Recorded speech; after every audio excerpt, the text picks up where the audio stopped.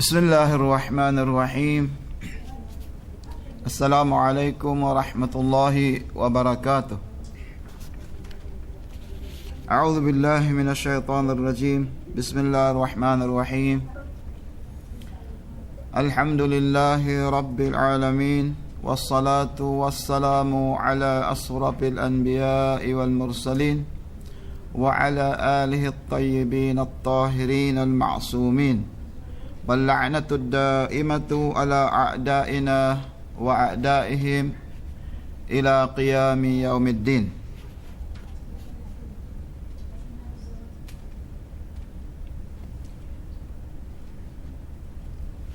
قال النبي صلى الله عليه وآله وسلم: كل عين باقية يوم القيامة إلا عين بكت من خشية الله وعين بكت على ولد الحسين.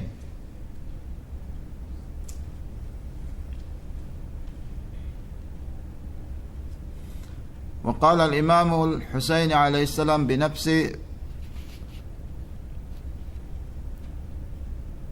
وإني لم أخرج أشرا ولا بطرا ولا مفسدا ولا ظالما، وإنما خرجت لطلب الإصلاح في أمة جدي، أريد أن آمر بالمعروف وأنهى عن المنكر، وأسير بسيرة جدي علي بن أبي طالب، فمن قبلني بقبول الحق والله أولى بالحق، ومن رد علي هذا أصبر حتى يقضي الله بيني وبين القوم بالحق وهو خير الحاكمين.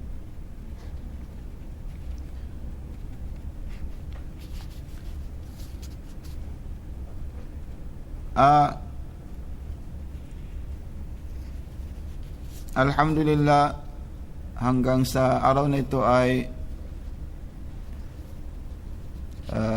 ika 13 days na tayo nag-meet at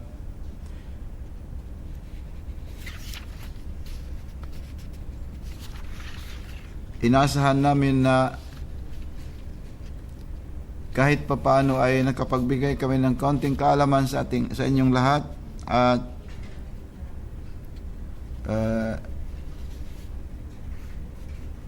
magdua tayo sa Allah o magdasal tayo sa Allah subhanahu wa ta'ala na yung mga nalalaman natin ay magiging dahilan ng ikakalapit natin sa Allah at titibay ang pagmamahal natin sa Allah subhanahu wa ta'ala.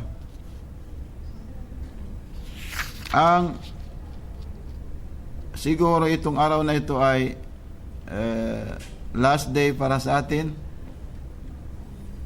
pero hindi naman ibig sabihin na hindi na tayo magkikita muli, inshallah. Kung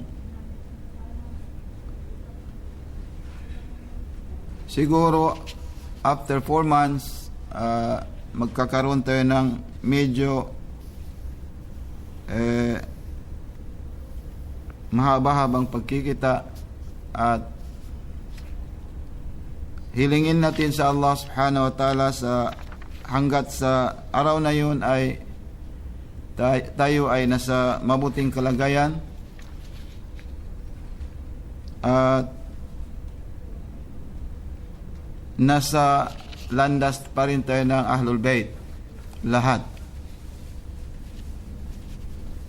Ang topic natin ngayon ay wala sa schedule. I was just informed yesterday na itong topic ay i-explain daw sa inyo dahil malapit na ang Muharram. Alaikumussalam wa rahmatullah. Malapit na ang Muharram at magkakaroon kayo ng programa, pero ang nakakalungkot ay wala ako sa inyo. dahil hindi talaga ako i-release ng ating mga kababayan. Anyway, nandito naman kayong lahat at ipagdarasal namin ang inyong success at gayon din kayo para sa amin, inshallah.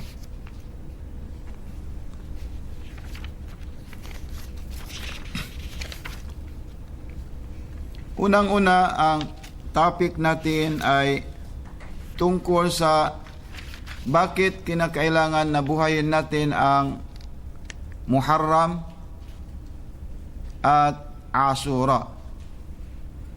Ang Muharram ay alam natin lahat, pangunahing buwan ng Islamic calendar.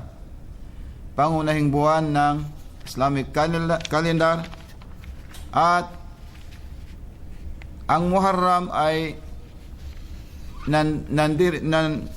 mayroong mga pangyayari na kahit kailanman ay hindi nangyari sa Islam sa panahon ng lahat ng anbiya o kaya prophets ng Allah, hanggat sa panahon ng Rasulullah ay ang nangyari sa buwan ng Muharram ay hindi inaasahan at iyon ay hindi malilimutan ng history. Pero ang masasabi namin sa inyo ay because of Muharram at because of Ashura, yun ang nagiging dahilan na Wa'alaikumussalam wa rahmatullah. Because of Muharram at saka Ashura, yun ang nagiging dahilan ng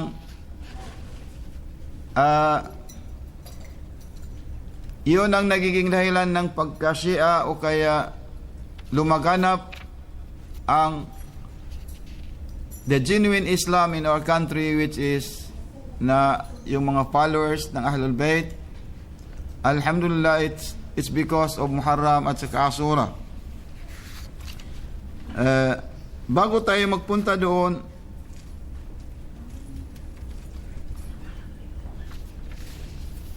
alam natin ang pinakamalaking pangyayari na nangyari sa Ashura o kaya Muharram ay yung pagkasyahid ng isa sa mga pinaka mamahal ng Rasulullah sallallahu alaihi wa sallam at pinakamalaking personalidad sa Islam. Siya ay, alam natin lahat, ang anak ng Hazrat Fatimah Zahra, pangalawang anak niya na si Imam Hussein ibn Ali Ash-Shahid. Itong taong na ito ay ang Imam Hussein alayhis salam, ipinanganak siya sa 3rd of Sa'ban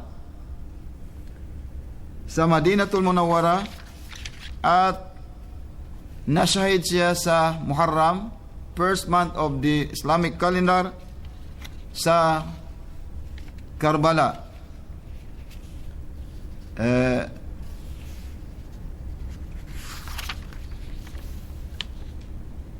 Itong Imam Hussein alayhis salam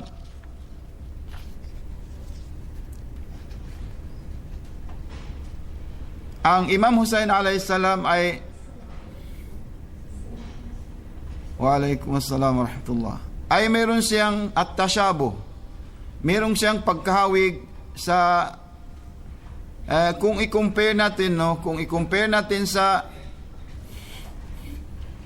Baqiyatul Anbiya o kaya ibang mga propeta, meron silang pagkahawig sa kanilang movement. Imam Hussein alayhis salam, which is not a prophet, he is just an imam. Kung basahin natin ang history ng Islam, ay makikita natin meron silang may pagkatasyabu, yani meron silang pagkahawig kung ano ang nangyari sa Imam Hussein at ang propeta ng Islam. I mean, mga propeta ng Allah subhanahu wa ta'ala. Unang-una, talakayin natin ang the difference or yung mawrid at tashabuh, yung yung pagkakahawig ng Imam Hussein alayhis salam at Nabiullah Musa. Yung pagkahawig ng movement ng Imam Hussein alayhis salam at Nabiullah Musa.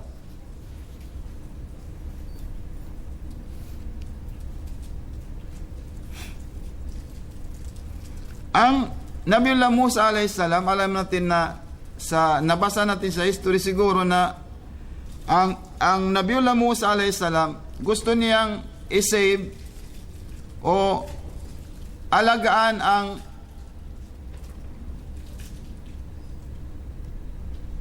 yung Bani Israel, yung mga ummat ng Bani Israel sa kamay ng takot na si Fir'aun. Ang movement ng Nabiullah Musa, why he was sent by Allah subhanahu wa ta'ala, is to save the people from the tyrannic rule of si Fir'aun. Yan ang movement ng Nabiullah Musa alayhi salam. At gusto niyang isave din ang ummat, ang mga tao, ummat yani Bani Israel, sa pagsamba sa Fir'aun. At gusto niyang i-reform ang paniniwala ng tao sa panahon ng Fir'aun. Yun ang kung bakit pinadala ang Nabiullah Musa alayhis salam. Kung i-compare natin sa Imam Hussein alayhis salam, bakit naman siya nagkaroon ng kanyang movement sa Asura? Or bakit siya pumunta sa Karbala o Iraq? Sabi ng kitab, sabi niya, Al-Husayn kharaja min asli ay yunqidh al-umma min Fir'aun zamanihi. Ang Musa, Nabiullah Musa, gusto niyang i-save, iligtas ang mga tao sa pagsamba sa Fir'aun. Sa Fir'aun sa panahon nila. Ano naman ang importance o ang purpose ng Imam Hussein alayhis salam? Bakit siya pumunta sa Iraq? At nakipaglaban siya sa Muawiyah o kaya sa Yazid. Sabi nila, kung ang Musa ay gusto niyang iligtas ang mga tao sa kamay ng tyrant Fir'aun, ganon din ang Imam Hussein alayhis salam, yurid ay yunqidh al-umma min al-Fir'aun an Fir'auni zamanihi. Gusto rin ng Imam Hussein alayhis salam na iligtas ang mga tao sa Fir'aun sa panahon na yan. Sino ang Fir'aun sa panahon nila? Yun ang Yazid ibn al-Muawiyah. Sabi niya, ay yunqidh al-umma min Fir'aun zamanihi Yazid wa yub'iduhu an ibadatil maddah.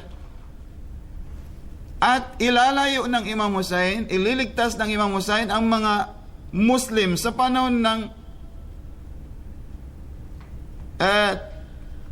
Imam Hussein, sa panahon ng wala ng Rasulullah. Gusto rin nang ilayo ang mga tao sa pagsamba sa madda, material. Yani sa panahon ng Muawiyah, ang attention ng lahat ay para sa material things. Yani kung ako ay marunong sa gumawa ng poems, kung mayroon akong skill na maggawa ng poems in praise of the ruling regime, yung sa panahon na yon, ay magagantimpalan ako ng kung minsan 1,000 dinar o dirham o 10,000 dirham. Pero yung gagawin ko yun against Islam. Halimbawa, sinabi ng Rasulullah, Aliyun, sabi ng Rasulullah, ana madinatul ilm wa aliyun babuha. Ako ang Madina, ang city of knowledge, Imam Ali ang yung pintuan. Ako ang bahay ng ilmu, ang pintuan na ay Ali. Anong ginawa ng anong ginawa ng sa panahon na yon? Opposing to that hadith, gumawa din sila ng ana madinatul ilm wa alin babuha. Kung ang Rasulullah ay bahay ng ilmu, ang pintuan ay mataas, at ang yung rooftop ay Abu Bakar, at ang jidar, ang ang wall is Uthman, at iba pa. So two contradicting hadiths, either which is kung saan sa kanila ang tama o mali. So magkakaroon ng confusion sa mga tao. So, kung makagawa ko ng ganun, bibigyan kita ng isang gantimpalang malaking halaga.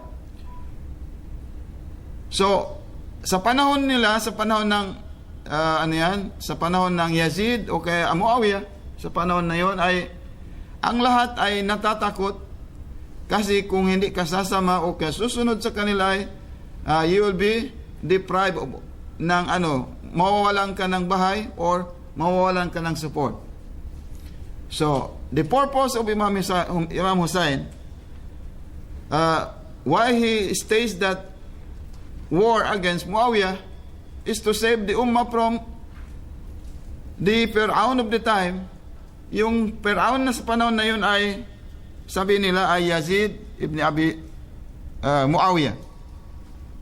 At saka ilalayo ng Imam Hussein alayhis salam ang lahat sa pagsamba sa al-dhahab wal-fidda, yakni material.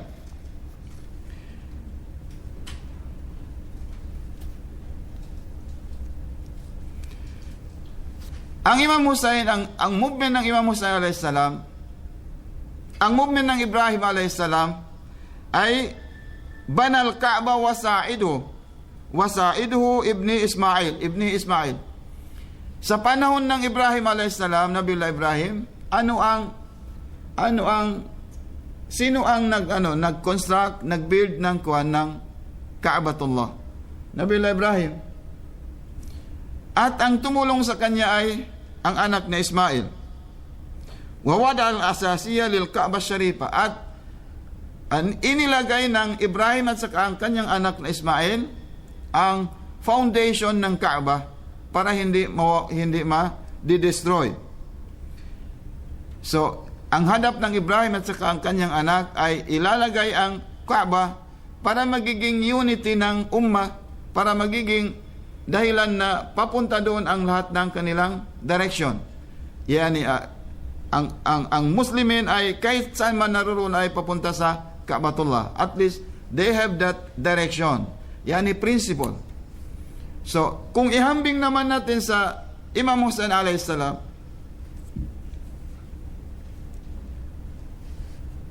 kung ang Kaaba ay itinayo ng Ibrahim para magiging foundation ng Muslimin sa tungkol sa pag-ibadat o kaya pagdarasal o pag-hajj, ganon din ang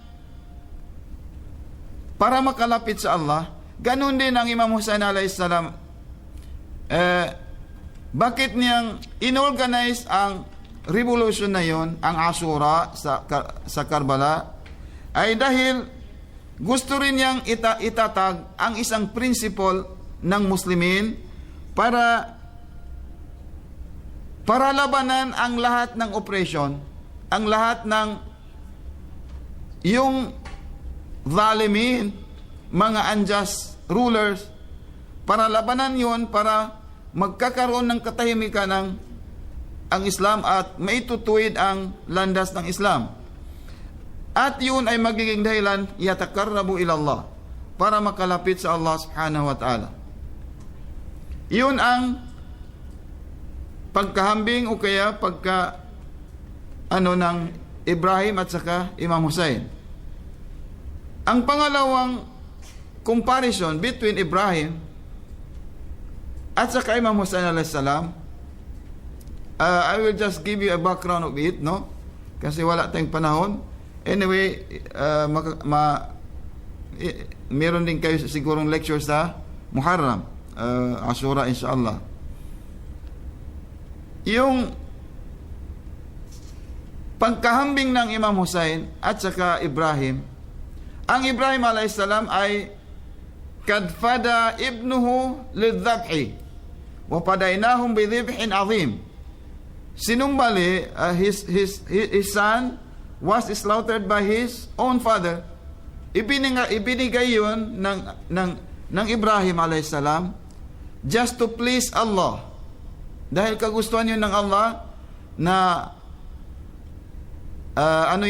ipag-sacrifice ang kanyang anak, dahil nakapromise siya sa Allah kung magkakaroon siya ng anak sa kanyang asawa, na lalaki, kahit na kasi yung dalawang asawa niya matanda ng isa, ang isa naman ay bata. So sabi niya, yung meron siyang pag-ari, kayamanan na kharuf, binigay niya yung sadaka para sa Islam. Sabi ng lahat, bakit may binigay? Sabi niya, kahit anak ko, kung halimbawa magkakaanak pa ako, ibibigay ko rin para sa Allah. Yun, nagkaroon siya, nagkataon na napangasawa niya si Hajara. Nakaano sila ng anak, yun na ang Ismail. So, the time na lumaki ang Ismail, he was reminded by Allah subhanahu wa ta'ala to fulfill his promise. Yun na dinala niya sa desert para islaughter ang kanyang anak. So, if Ibrahim, kung ang Ibrahim ay binigay ng kanyang anak, ano naman ang binigay ng Imam Hussein a.s.? Ibinigay ng Imam Hussein a.s., ipinag-sacrifice niya ang kanyang sarili. Ang Ibrahim ay binigay ng Ismail. Sino naman ang binigay ng Imam Hussein a.s.? Yung batang maliit.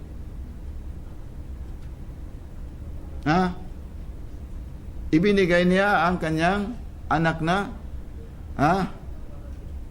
Abdullah ar-Radhi, yung 6 months old, di ba? Yung pinana ng Al-Lain, the curse Shimmer, yun ang pinag niya. At sino pa? Ibinigay din niya ang kanyang mga kamag-anak lahat at ang kanyang mga companions na ang ano nila ay 72. Kung ang Ibrahim ay ibinigay niya ang kaisa-isang niyang anak, ibinigay rin ng Imam Hussein ang kaisa-isa niyang anak at ang 72 na sahabat ng Imam Hussein alayhisalam. Bakit yun ginawa niyang ganun? Para lang makaset ng example sa atin lahat na ang pinakamahalaga sa ating buhay, wala nang iba kundi ang sarili nating laman, di ba? At ang buhay natin mismo. Pero kung kinakailangan na yun na lang ang dahilan na para ka makalapit sa Islam at ang maituwid ang katotohanan, we have to do it. Dapat gamitin natin, isacrifice natin ang sarili natin para lang magiging matatag ang Islam at para masave ang karamihan. Yan ay matitake up natin sa jurisprudence, sa fiqh, ang kung ta'aradul mas'alatain, kung may conflicting ideas na dalawa, saan ba ang uunahin mo? Yung important o yung pinaka-important? Yung pinaka-important ang iuna mo para lang ma-save ang karamihan. So yun ang Islam. Kaya nga, ang Imam Hussein alayhisalam, kung i-compare natin sa mga anbiya, hindi sila nagkakalayo. Hindi sila nagkakalayo at meron silang mawridut tashabuh bainahum.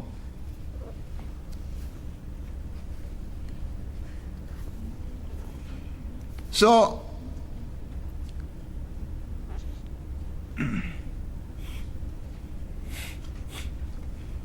ang Imam Hussein mismo, bakit natin kailangan gaya ng sinabi ko na i-sacrifice o kaya bakit natin kailangan buhayin ngayon ang Muharram. Kasi ang topic is, Limadha nuhyi al-Muharram wa Ashura. Bakit kailangan natin buhayin? From time to time na buhayin ang Ashura at saka Muharram. Kung gaya ng sinabi natin, ang Ka'batullah ay nagiging dahilan ng pagkakaisa ng Muslimin dahil sa pag-Hajj. And every year, once a year, kinakailangan ang Muslim ay magbisita. Saan? Para saan? Para sa Ka'batullah al-Haram, para mag-Hajj. Para mag-Hajj. O kaya, that is, kung meron tayong pera, we are able to, we are capable to make it. Kung meron tayong pera, pwede tayo, no? Kahit isang beses lang sa ating buhay, sa tanang buhay. Bakit yun? Dapat natin alamin, the purpose of going to pilgrimage to Makkah is actually not to circumambulate alone or to do worship. But the most important there is to meet the 12 Imams and to meet Imam Al-Mahdi inshallah subhanahu wa ta'ala, because when he will arrive, when he will reappear, it will not appear in any countries, but it will appear in Makkatul Mukarramah. So, ang mga followers, the followers of Ahlul Bayt, they have to have this consciousness. Dapat alamin natin at paniwalaan na ang pagpupunta sa Makkatul Mukarramah is not actually just to perform the obligation of worshiping Allah. Kahit dito sa sarili nating bahay, pwede tayo mag-worship. Pero ang importante doon is to join the Ummatul Muslimin sa social obligation nila kung paano tayo magkakaroon ng pagkakaisa at paano natin ma-meet ang Imamuz Zaman. Dahil every year, nagpupunta ang Imamuz Zaman doon sa Makkatul Mukarramah. Iyon ang Kaaba. Pero, punta tayo sa Karbala. Gaya ng sinabi natin na magkahawig ang movement ng Ibrahim, Ismail at saka Imam Hussein. Kung ang Kaabatullah ay taon-taon ay mga more or less 3 million Muslims are coming to Makkatul Mukarramah to perform Hajj, alam ba ninyo kung ilan ang pumupunta sa Karbala every year?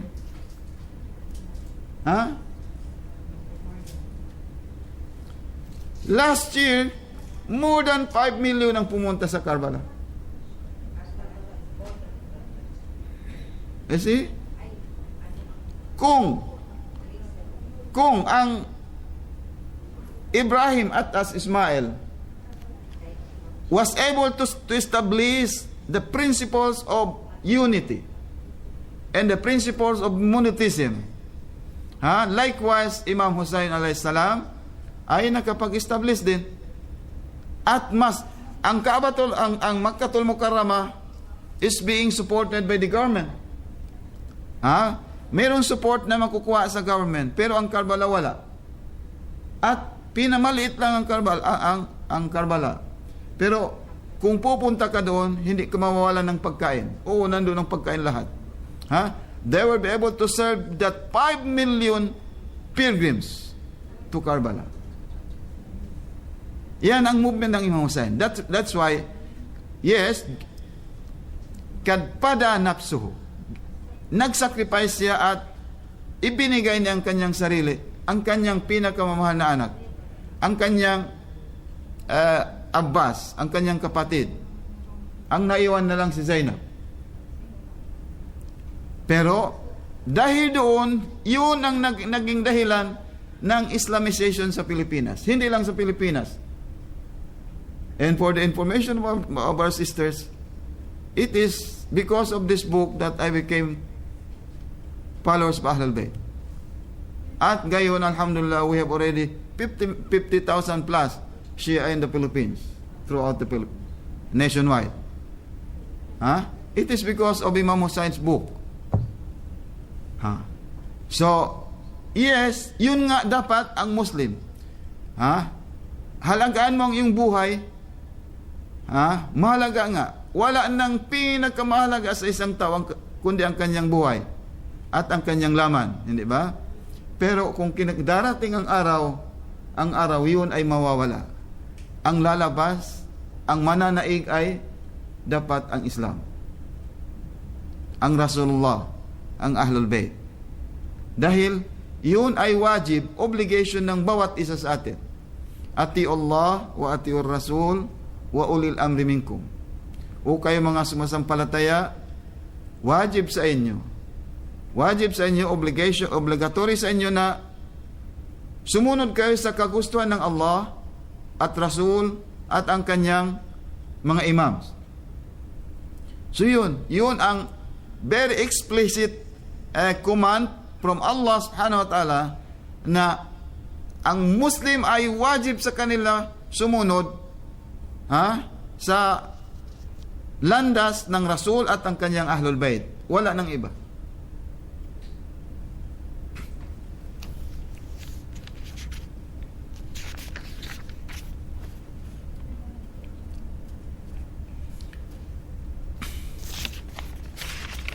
So, ang topic natin ay para sa Imam Hussein alayhis salam.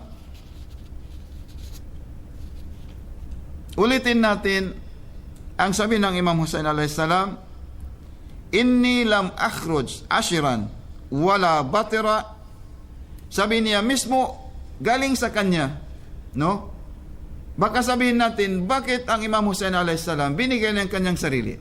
Is it because he wants to challenge Yazid because of worldly gains or anuman? Sabi ng Imam Hussein, hindi ganon. Inni lam akhruj ashiran wala batira. Ang pag-report ko sa ruling regime na sa totoo wala sa kanilang kamay dapat ang mamuno ng Islam. Sabi na hindi ako nag-report sa kanila because gusto kong maging rebelde, because I want to grab the opportunity na magiging ako ang sultan, ako ang imam or leader. Dahil mismo ang Rasulullah sallallahu alaihi wasallam, ang Al-Hasan wal Husain imaman, ang Imam Hasan at saka Imam Husain, kahit hindi sila magiging head ng governments, nakaupo sa isang halimbawa gaya ng nangyari ngayon sa isang Malacanang or sa isang palace, kahit hindi sila makaupo at mamanis ang lahat, ay sila ay sa paningin ng Allah, sa paningin ng Islam, ay sila ay leader spiritually and materially. Pero ang ummah, ang Muslim ay dahil sa ignorance, dahil gusto nilang, maybe nakalimutan nila na isang araw ay mamatay sila, yun, nakipanig sila sa Muawiyah lahat dahil sa takot at they are because of the lust, dahil na gustong-gusto nila na maging mayaman. So sabi ng Imam Hussein, hindi ko ginawa yun para lang maging leader ako, at o kaya gusto kong maging na mayroon akong ibang purpose. Sabi niya hindi. Wa innama kharajtu li talabil islah fi ummati jaddi. Gusto ko lang i-reform ang paniniwala, ang nangyayari, ang innovation na pumasok sa Islam, at gusto kong i-reform ang religion ng aking grandfather, which is Rasulullah sallallahu alaihi wasallam, fi ummati jaddi. Uridu an amura bil ma'ruf. Gusto kong, I want to enjoy good and to forbid evil. Gusto kong labanan ang lahat ng katiwalian, ang lahat ng kapahamakan, ang lahat ng kamalian na nangyayari sa society. At gusto ko rin, sabihin niya, gusto kong I want to follow what my grandfather had established and my father Ali. So kung tanggapin ninyo ako, sabi ng Imam Hussein alayhis salam, Allah subhanahu wa ta'ala will give you reward. So sabi ng Imam Hussein alayhis salam, mismo sa dila niya, na ibinigay niya ang lahat para sa reformation ng religion. So, doon mismo, bakit natin kailangan buhayin ang Karbala or pag-uusapan ng revolution ng Imam Hussein since ilang taon na yon, thousands of years na ang nakalipas? It is because, if not because of Imam Hussein, the religion or the faith of the genuine Islam, which is the faith of Ahlul Bayt, ay hindi na yan, hindi tatatag at will not be last long. Hindi yan mai-spread. Dahil naitayo, na-establish na ng Imam Hussein alayhi salam ang principle na yon because of his blood. Ayun, alhamdulillah, gustuhin man natin o hindi, may spread ang Islam. Because in the Philippines, living example is our own country. It started from nothing. It started from one. Ngayon, alhamdulillah, matatagpuan natin from Apari, from Tawi-Tawi to Apari. From Tawi-Tawi to the last, to Bicol. Pare. See? So, iyan ang katotohanan. And Quran cannot be denied. Nandiyan ang Quran. Walladhi arsala rasulahu bil huda wa dinil haq liyudhirahu ala ad-din kullihi. Yung religion which was introduced by Prophet Muhammad and continued by his followers, by his Ahlul Bayt, ay will dominate the whole world. Gustuhin man natin o hindi, this destiny will happen, inshallah, will prevail. Doon sa atin, inshallah, we will establish the real Islam through the help of Allah and you people here, inshallah. So mag-aral kayong mabuti. Iyon ang obligation natin lahat, na dapat panindigan at i-maintain ang reality ng Islam, ang genuine Islam ng Ahlul Bayt. At before that, of course, dapat kayo mismo ang mag-aaral ng Islam. So, huwag lang kayo. Technology is now progressing. Make use of the technology. Nandiyan ang internet, mag-research kayo. Gaya ng sinabi natin kahapon, you should have time management. I-manage ninyo ang time ninyo. Kahit kaunti lang, bigyan ninyo ang Islam ng importance. O hanggang dito na lamang ang lecture natin at bibigyan natin ng time ang kung may question or dahil ito na siguro ang last natin at the moment, temporarily ito ang last day natin. After 4 months na naman, inshallah, if I'm still alive, inshallah magkita-kita tayo muli at ipagdarasal natin sa Allah Ta'ala na kung mayroon mang tayong natutunan at nakukuha sa ganitong pag-ano natin, inshallah, this will intercede us in the day of judgment at magiging beneficial sa ating life, sa ating buhay. At yung mga hindi pa masyadong naka-realize ng importance ng I advise you to have a research. Mag-research kayo muna at inshallah ingatan ninyo ang sarili ninyo sa punishment ng kabilang buhay, inshallah. Sinabi nga ng Allah, tingnan mo ang how is the method of Allah subhanahu wa ta'ala to convince his own servant. Tayo nga yung mga nagiging bossing ng dahil mayroon tayo mga bata or we have that employees, mga staff. Dahil ang paningin natin parang natin mababa ang paningin natin sa kanila kung minsan sinisigawan natin. Pero ang Allah subhanahu wa ta'ala, tingnan mo, sabi ng Diyos, ya ibadiyalladhina asrafu min anfusihim. Sabi ng Allah, o kayo mga, ito address niya sa mga taong na yung palaging nakakalimot, at hindi nila binibigyan ang kanilang sarili ng halaga. Okay? sabi ng Diyos, instead na sabihin ng Diyos na, o kayo mga rebelde, ha? Pero hindi na sinabi ganon. Ya ibadi, parang yung tatay at saka anak, o anak, bakit mo yung ginawa? Hindi sinisinigawan. Ya ibadi, o alipin kung ano, ha? Yung naligaw sa landas, gumawa ng kasalanan, ha? La taqnatu min rahmatillah. Huwag kayong magiging huwag kayong magiging hopeless. Magbalik loob kayo sa akin.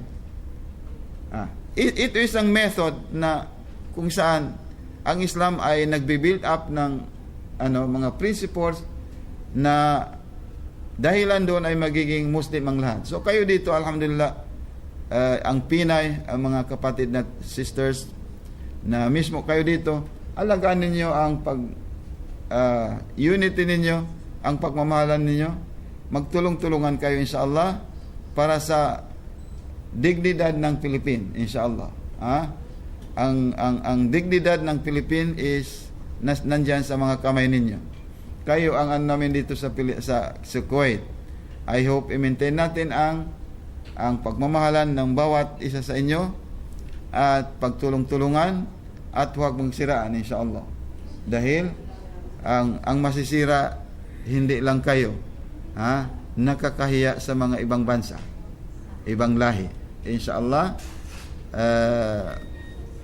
panatiliin natin ang Pilipinas na saan. Walhamdulillahi rabbil alamin wa sallallahu ala Muhammadin wa alihi at-tahirin. Assalamu alaikum warahmatullahi wabarakatuh.